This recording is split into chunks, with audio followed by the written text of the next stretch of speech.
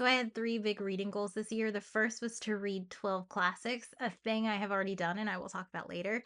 The second was to read 12 classic, but specifically sci-fi books, a thing I have already done and I'm going to talk about right now. And the third, I don't even want to talk about because I've been working on it since November and it's so embarrassing that I haven't done it yet. So today is 12 classic sci-fi. So here's how I picked the books. Like, you're not gonna see Vonnegut or Arthur C. Clarke or Robert Heinlein on this list because I've already read those books. I've already read Philip K. Dick. I've already read a bunch of Bradbury, right? So I picked these books not by like some list of the top 100 sci-fi. I picked these books if I was at the thrift store and I saw a classic sci-fi I hadn't yet read. I just picked it and I bought it. And these are the first 12 that I found. And I know it could be very interesting to like get into what specifically is sci-fi, like how I would define it. But that's not what I was doing here, maybe in the future. Instead, just if it was broadly categorized as sci-fi, I grabbed it and I read it. So my goal was to read 12 classic sci-fi, and the average publication date of these 12 books is 1946. So that's pretty good. I think the definition of classic is anything that's older than 20 years old and is like still standing and acknowledged as like an important work. I, I didn't get anywhere close to only 20 years old, and I think that was my goal here.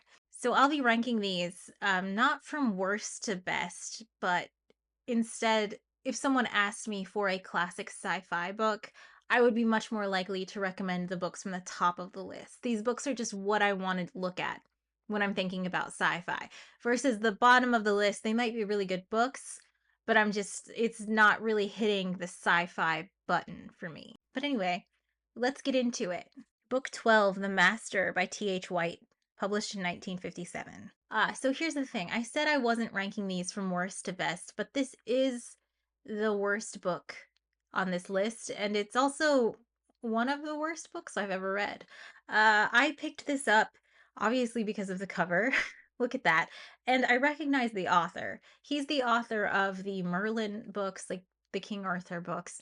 I've never read those, but I recognize the author and I was like, oh, I should read something by him. Are the Arthur books good? I haven't read them, but that is something I would be into. So this book is about a like 300-year-old guy who's so smart he develops psychic powers and he can read everyone's minds and he can command them to do things, and he's working to build a giant weapon to destroy the planet and take over the world, and his plot is ruined by two kids that accidentally discover his secret lair.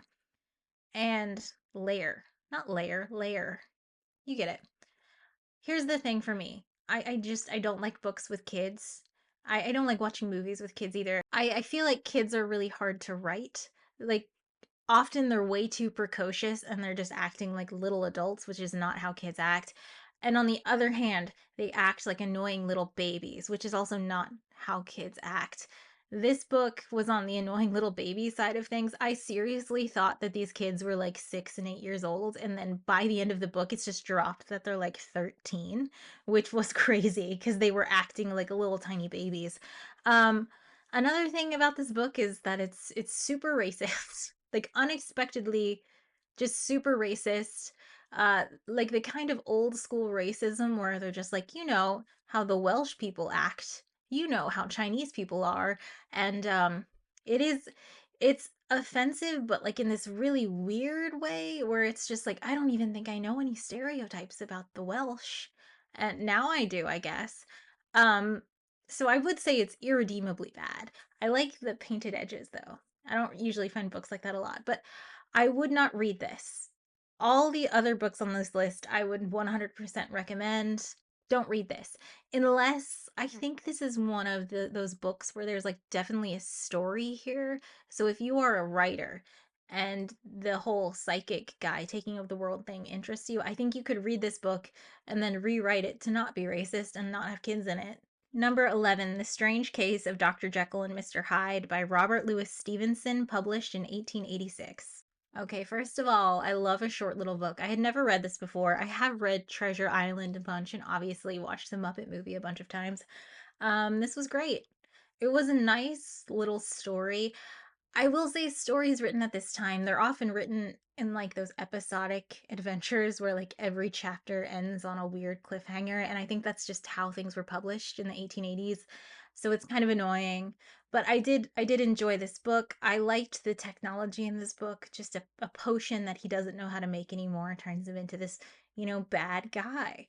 It's not nearly as like horrifying as I expected based on just like this book in the popular culture.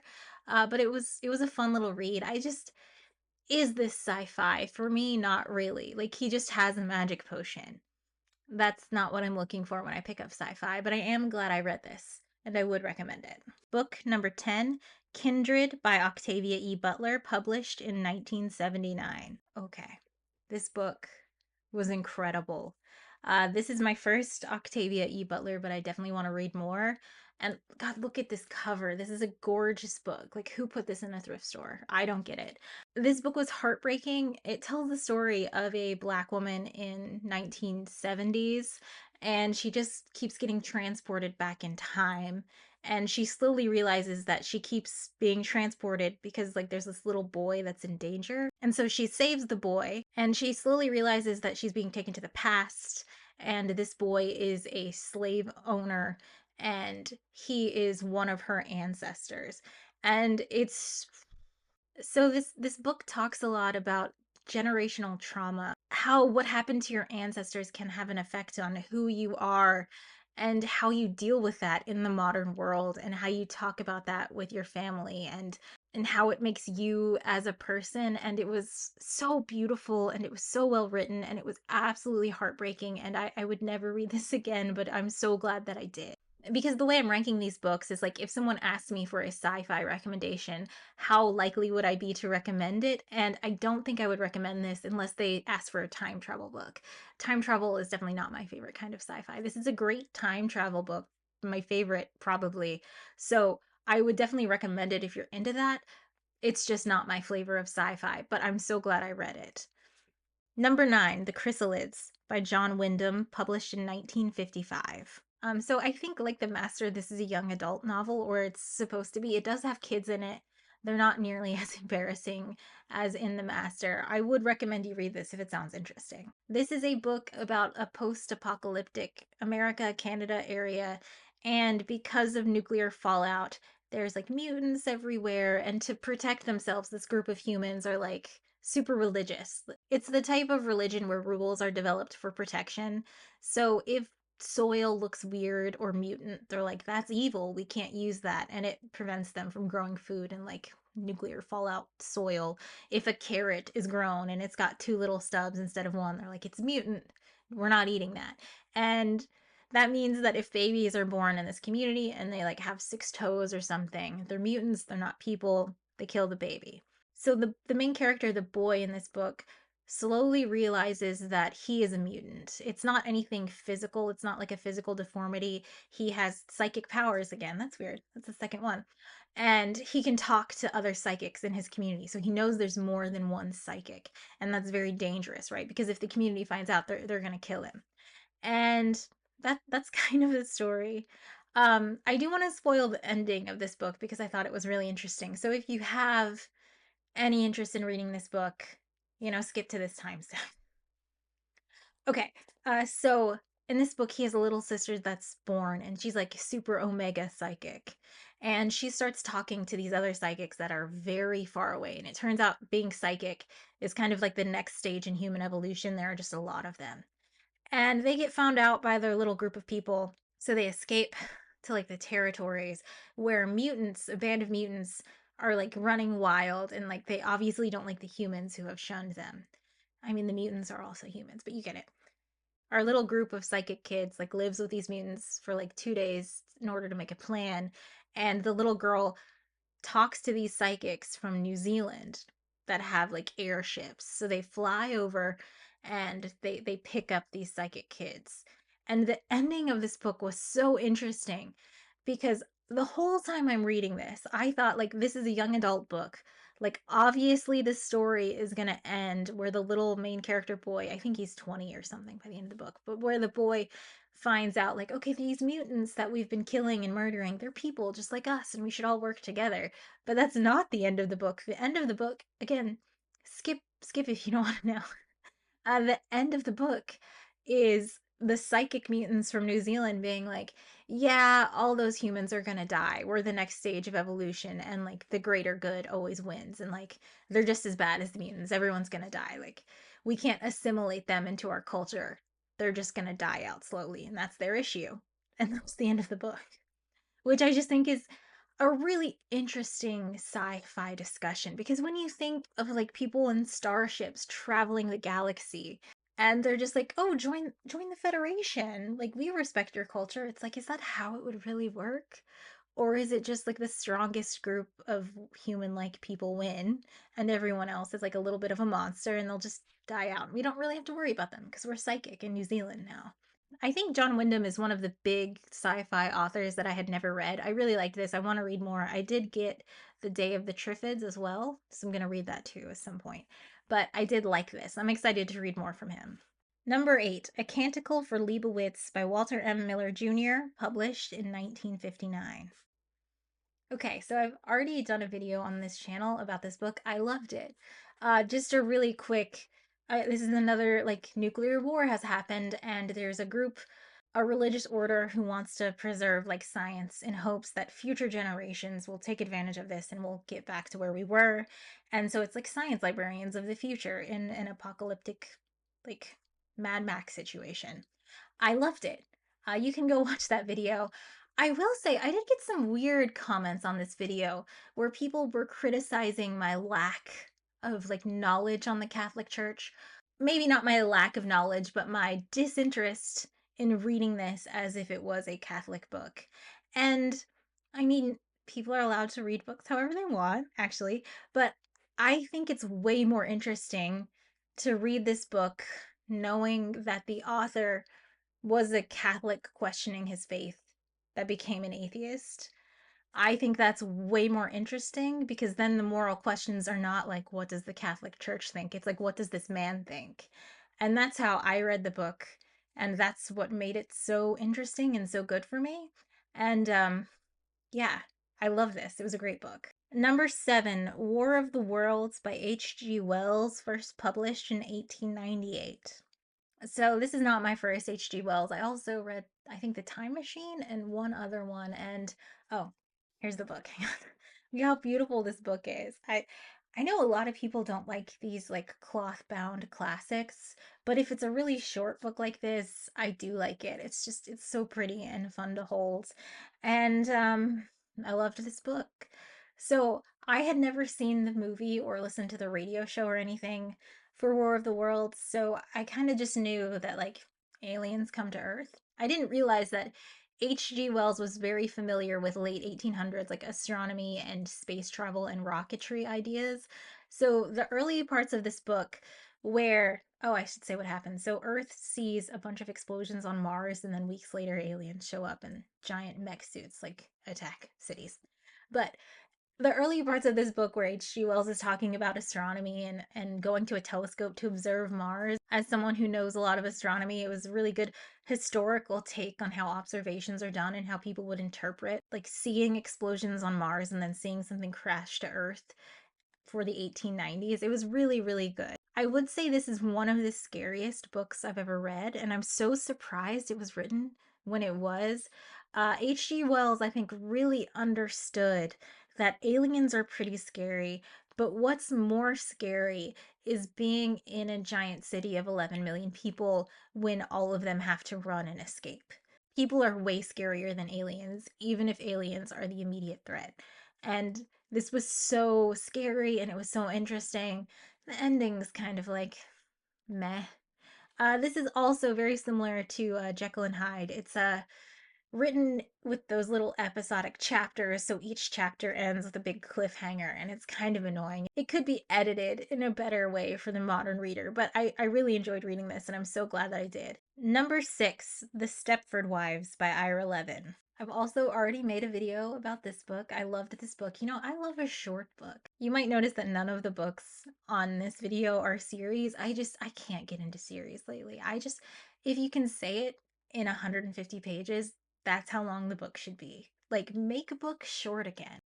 Briefly, Joanna is convinced by her husband to move to this small suburb, leave New York City, leave her job, and she slowly realizes that the women in this small town don't behave like people with personalities, and she slowly also realizes that her husband wants to make her into one of these robots.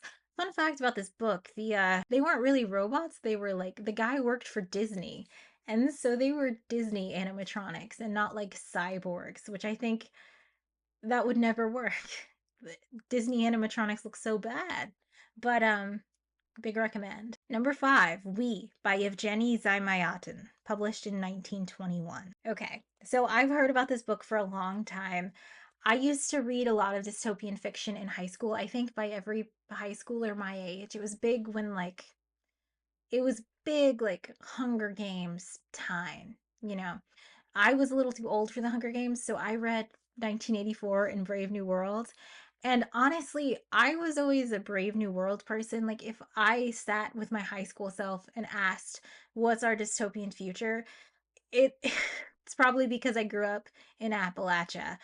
But I always assumed that, like, okay, everyone on drugs and just blasted out of their minds makes a lot more sense than 1984, where like people are using words to lie. I always thought, like, who would fall for that? Like, obviously, if a group band together and they're like, we're the Freedom Caucus for freedom, those are like the Nazis, right? Those are the fascists. Who would fall for that? But now I know, like, we live in the world with Moms for Liberty, the fascists. But people fall for it. So George Orwell got one on me. But actually, this book so deeply inspired 1984 that you could call 1984 like a rewrite of this book. I don't necessarily think that's a bad thing. So this book was written in 1921, which is crazy for a dystopian novel. It's so interesting that it was written in 1921. It does not read that way, but it was banished for like 30 years. And so it was written, and there were a few translations going around, but like this guy is Russian, and so it wasn't published, and then it was released, and people were like, wow, this is one of the first great dystopian sci-fis.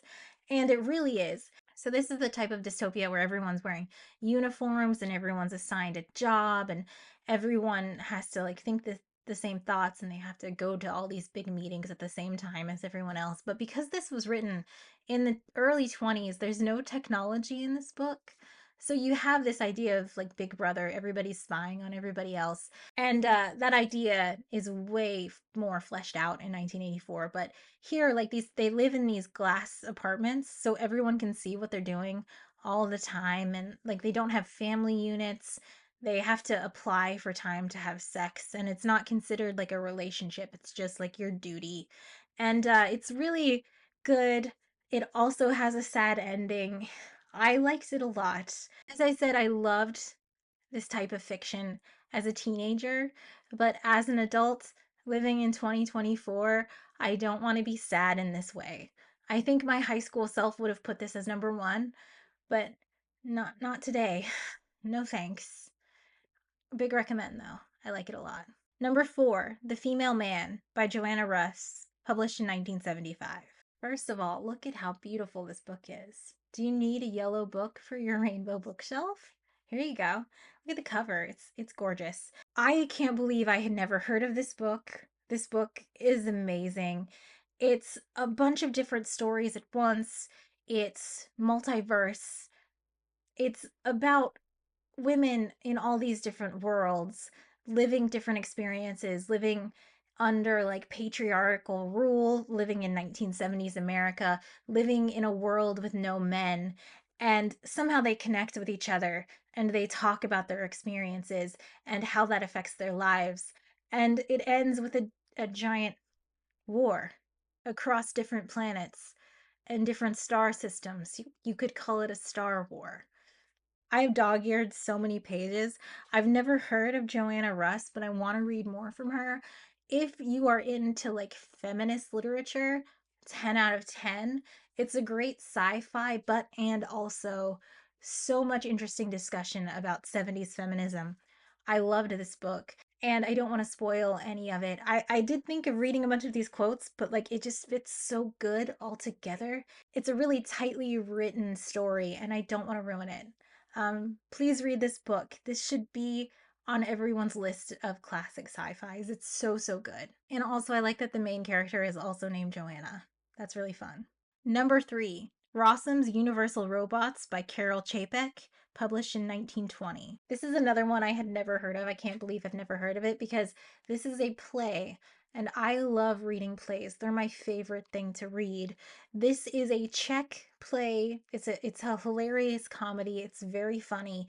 And this is where, well, Chapek and his brother are responsible for the word robot to mean what we mean it as. Robot is a Czech word that means like worker, like mindless worker bee.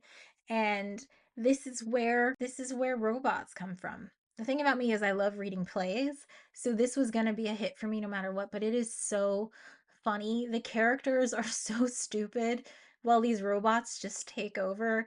And it is written in 1920, so it doesn't have any technology in it really. So the robots are like these organic sacks that are kind of grown, and the manufacturer is on this island, and so he can't communicate with the world. So when, of course, the robots take over the world, he's like waiting for a mail boat to bring him a newspaper so he can figure out is going on, because the transatlantic phone line was like cut and they have no way to communicate with the world, but they also have a giant robot workforce. Something really interesting about this play is the way the characters talk about the ethics of building robots, the ethics of creating an enslaved workforce, like what it means to be a person.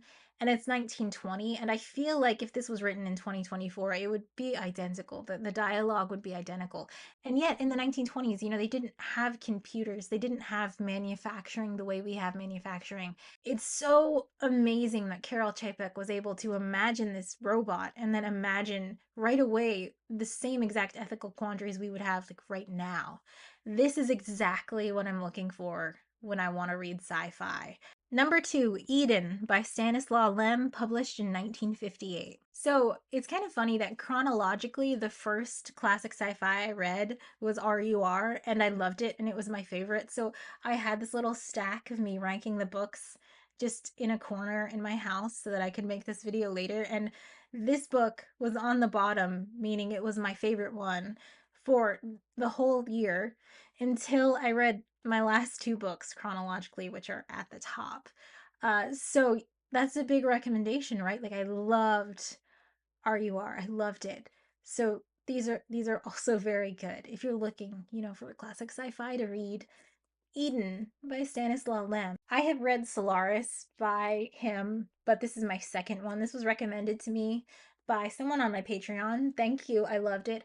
Leibowitz was also recommended to me, and I also loved it. So thank you again. This book is about a group of people in a starship crashing onto a planet, and it's really interesting. Only one of them has a name. The rest are like scientist, engineer, doctor, captain. And they know that the planet is like habitable, but they don't know what's on the planet. The planet hasn't been explored yet. So there's like this fight between their urge to just rebuild the ship and get out of there because they don't want to be trapped and stranded, and they're just complete interest in exploring the planet. And this book has some of the coolest aliens I've ever seen, which again, 1958. This is crazy. The aliens in this book are so interesting. It's not just like little people. It's so good. The way the aliens communicate with each other, the way the society works for the aliens is really, really rich. I will say this book might be a bit dry for some people. Like, if you're the type of person that read The Martian and you were like, I am so annoyed with all this potato talk, I don't care, just get to the story, you might not like this. And that's okay. That's a totally fine way to be. I'm super into that kind of thing. Like, please do go into detail about how you plan to construct like a device to turn your ship from upside down because it's so heavy. That is exactly what I want to hear about, actually. I loved this book. It was really fun, and it's a really tight story. Like, we don't need this big background. We don't need to know how their ship works. We don't need to know what their mission is. It's just these five guys are stranded. They're gonna discover a bunch of stuff, and it's amazing. Again, if someone were to ask me, like, what's a good sci-fi book maybe I haven't read? Like, this is the perfect candidate. Just like a nice little space romp, a little crash on a planet story.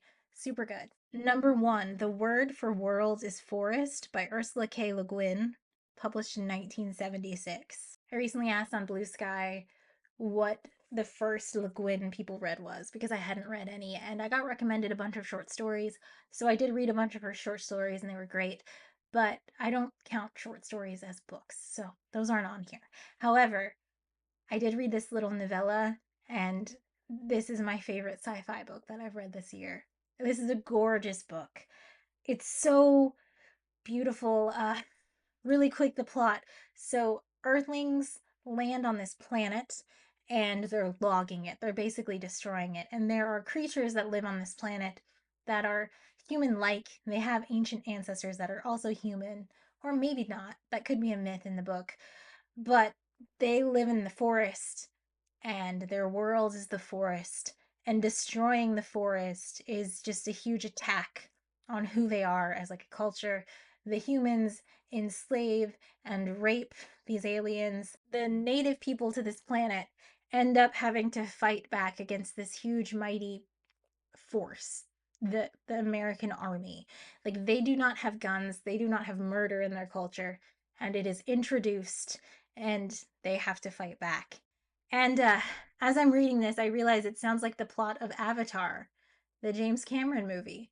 I don't like that movie, but I love this book. So if you like Avatar, you might also like this, or maybe not. What I really loved was the writing. So the aliens, even though we're not always with them as like the narrator of the chapter, their culture is so bright and informed and unique and interesting, and you're immediately on their side, even though you're presented with first like human characters. And you just really want to see them win. And spoilers, skip to the end of the video. Spoilers, they do win. But it's not like an Avatar. I hate the ending of Avatar because they're like, we did it, guys. We fought that one ship. But, like, that's not a victory because more are coming. Do you know what I mean? This book has a much more satisfying actual ending where the aliens win. And I love that for them. There are two like really fun things I remember from this book that I just want to talk about briefly. The first is that the humans are literally logging this planet. Like, they are cutting trees down to get timber to drive back to Earth 27 light years or something crazy. And I just thought that was so hilarious because it was like, oh, in the 1970s, they think you'll need wood. Because, like, if you can travel 27 light years, you don't need to supply wood. Like, you can figure that out. Like, that is an impossible task. So, getting wood would not be a problem. And so I thought it was like a silly past person writing about the future. But then I realized the more I thought that it made perfect sense. There would definitely be some evil billionaire, like, just crazy person that wants to just show off their wealth, and they would be like, no, it's not cedar. I actually got this wooden floor shipped from 27 light years away. It's got the blood of tiny baby aliens on it. It costs $100 million per square inch. And it would be way more than that to ship wood that far. But I think it makes perfect sense. It's like a perfect addition because, like, the humans are destroying this planet needlessly. If they can travel the galaxy, they can get wood. This mission makes zero sense. And that's why it's so vindicating when the aliens win. The second thing is that there's a very interesting thing, a sci-fi like trope thing that appears in this book that I always love to see. And it's the military on this planet are 27 light years away from their government. They're like command, right? And someone shows up and they're like, "Hi, your government has been overrun. There's a new world government. Here are your new orders." And I just love that because like space is really big. Traveling space takes a lot of time. You're going to have this huge communication gap between Earth and whatever colony you have. And 30 years is totally enough time to overthrow a government and instate a new government. And now you have new orders, actually. But these people come to see them with the new orders, and they're also like, by the way, we've solved the problem of the communication lag. Here's a little device that will allow you to communicate with Earth immediately. And I also love that. I love that sci-fi device. Like that has to exist because it makes no sense to have these colonies that are 700 years of information apart. That doesn't work in your little sci-fi world. But it's so rare to see those communicators introduced to your sci-fi story. So some of the humans are like, "Oh, this is great. We have new orders. Like we know what to do now." And some of the humans are like, "I don't trust this for a second. How do we know that this device exists? Like we left 30 years ago. They weren't even close to this technology. How do we know this is true?" And it was only mentioned briefly, but I just think that's a really interesting idea to just shove into your sci-fi story. And that's one of the reasons I loved this book, and I'm going to read more from her. It was so good. So yeah, that's 12. I did 12. This was number one. We did it. As I said up top, this is not the only classic sci-fi I've read. I've read all the big ones, but if I've said anything here that made you really want to recommend me a book, please definitely do that because I want to read more books actually. Thanks for watching. See you next time for 12 classics I read.